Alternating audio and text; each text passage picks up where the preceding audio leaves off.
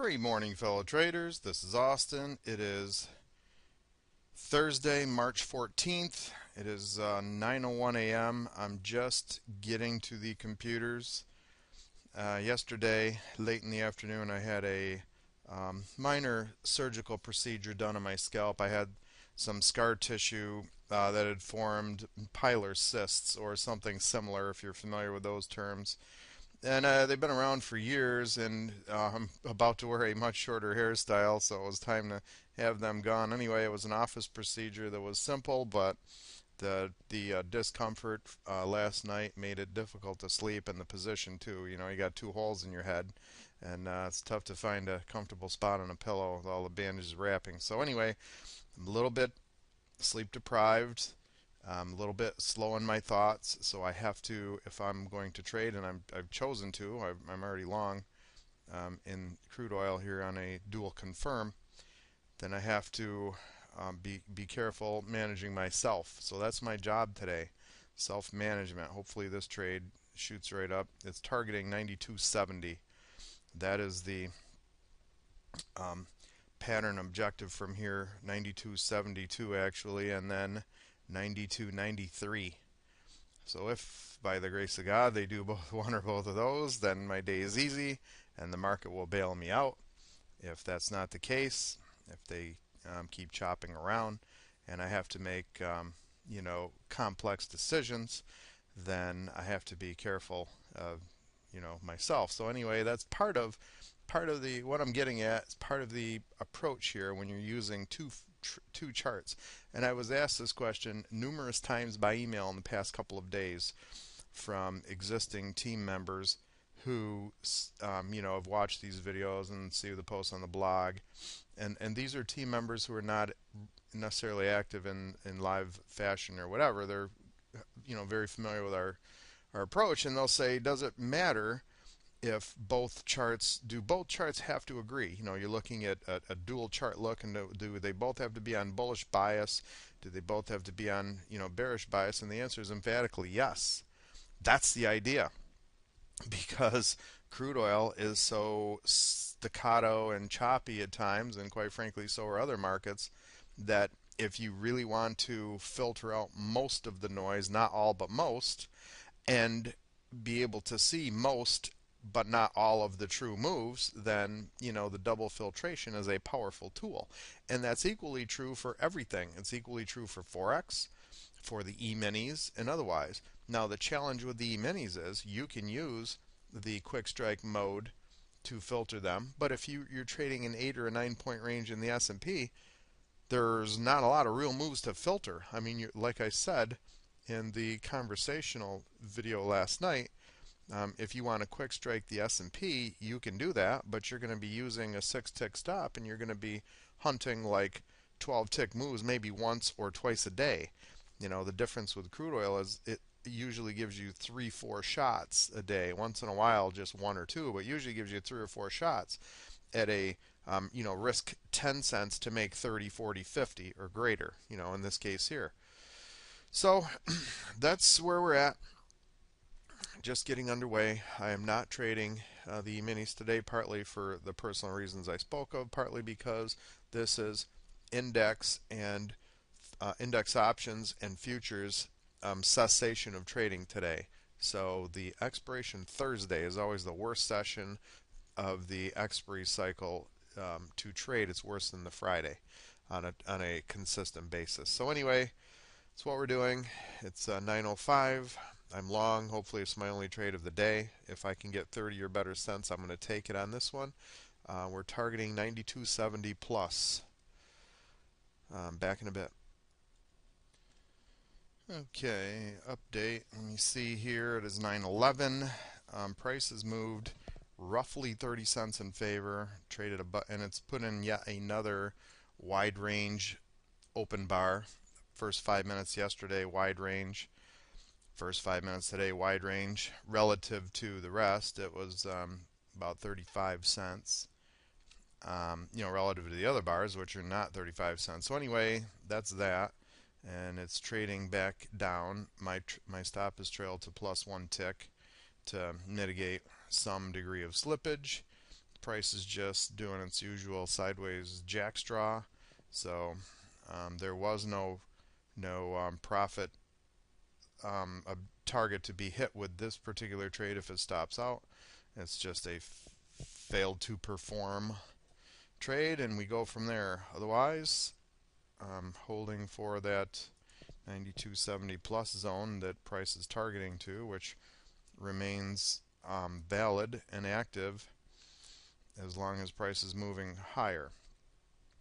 It's highly possible that they could pull them back, stop this out, and then reissue a long trade minutes or seconds later, and I would be back on that entry again or somewhat lower. So if stopped out, I'd be looking long in the same area, generally speaking, or 92.40 zone at this moment in time. If they came down and they stopped that out, and then they came back to the 92.40 zone, then I would reestablish the long. On the short side, there's really nothing unless until they take out the bottom of the open range, and then the first sell signal would come in right around there or below in the 92.10 area we spoke of earlier, and then 9200. So that's how it looks. And of course, futures are waiting for the stock futures to open for the next flurry of activity because they spread and hedge and arb and all that kind of stuff against each other. So with one, and not to mention oil stocks. So with one comes the other. It's 913. It's possible that the next sharp move doesn't happen until 930. We'll see. Okay, we have gone 30 plus cents, so I'm going to trail to 12, which is 10 and a couple of ticks, and split that difference. Then if they come all the way back and chop that out, that we're doing better than nothing, and we're close to that 92.70 exit area. So just giving it every chance to make it up there. I'm going to try to stick my stop right there, and what more can we do? It is 9:35. Stocks are open. Price is moving up. In the E-minis, there's a gap up in stocks. Everybody's happy, I guess. So if I'm able to stick that in within minutes or longer from now, I will be back. It is 9:35. Okay, they went up and pegged 92.70 to the exact cent. I'm going Order to pending. Order lock in 30 canceled. cents because that's the minimal we're looking for. I mean, I wouldn't be surprised if they trade all the way to 92.95 sooner or later, but they may come back to 92.40 before they do that. So first things first, we're going to defend the 30 cents here. Take that, maybe call it a day. Or look for more, whatever sets up. According to I'm a glutton for medical punishment. I have a dental appointment in the early afternoon, so I'm only able to be at the charts until about noon. So I don't have all day to work with. If I bag 30 cents here, I might just leave it at that. Whereas on a different day, I'd be looking for more, especially in the afternoon stretch. So we'll let today play out as it does, and make our decisions from there. Regardless, to this point in time, we have shown 130 cents cumulative if this gets taken out in the 4 sessions so far this week. That's not terrible at $10 a cent. Like I said before, how many contracts can you see yourself trading? 2, 5, 10. Market's big enough to handle that. So whatever size you see yourself trading is what you can do. 940. Okay, update 951. Price traded up to 92.70 exactly, which didn't give me a chance to react. Came all the way down to about 48 or so into the open range. Didn't give another buy signal, and then now it's up and through the 92.70 that we were looking for. So above there will be 92.95, which it might very well hit, which would also be, near the overnight lows. So that's that. There are no plans at this moment for another trade.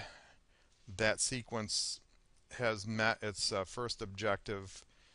We executed accordingly. You heard my rationale and decisions why, and that's pretty much self-explanatory. So, like I said, I might very well just call it a day here um, by 11 o'clock or so, and then go from there.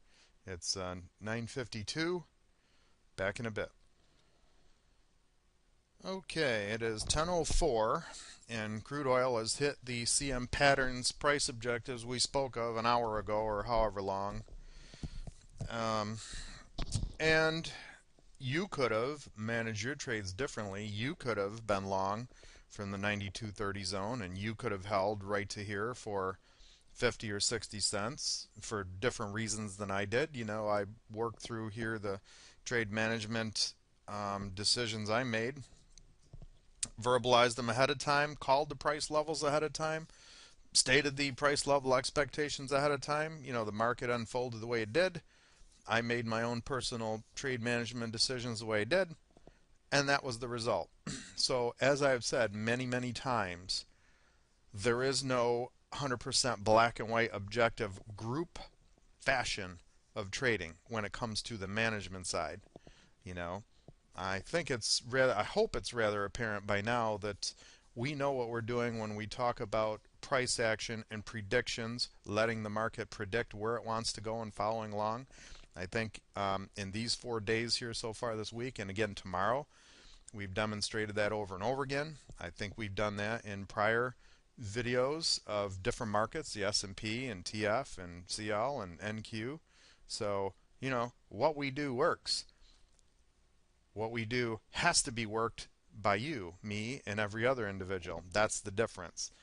Trading is not and never will be a black and white ABC 1, 2, 3 paint by the numbers, simple, stupid. Anybody can just step right in and follow along. It takes work and dedication and focus and study and experience and all of those things. And that is why the Intensified trading program will exist, to teach all this stuff, nuts and bolts, day after day, one day at a time, for 8 solid weeks, 8 long weeks of intensified trading and training. That completes my CL trading for today. I had wanted to get long again around around the 45 zone. They didn't quite pull back far enough. There was a CM patterns overlay pullback around 92.45 to 92.40, and had they come into that zone, I would have bought that, and I probably would have gotten out around here for 30 cents or so. Maybe, who can say? Maybe I would have caught this spike up into this. More likely, I would have been from here to there, and then that would have completed my day. So it is what it is. Like I said, it's 10:07. Price is straight up. There's the potential for it to do anything. There could be more buy signals, there could be sell signals, there could be lots of stuff.